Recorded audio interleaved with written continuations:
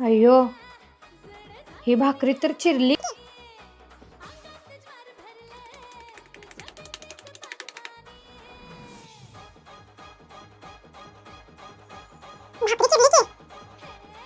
काय करू?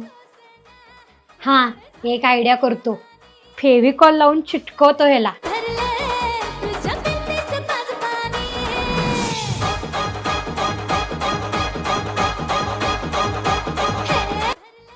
हे काय करलंस ग?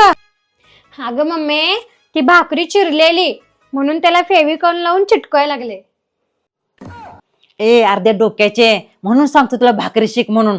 भाकरीचे पीठ मात्र केलीस, थांबचट बघतोच जरा.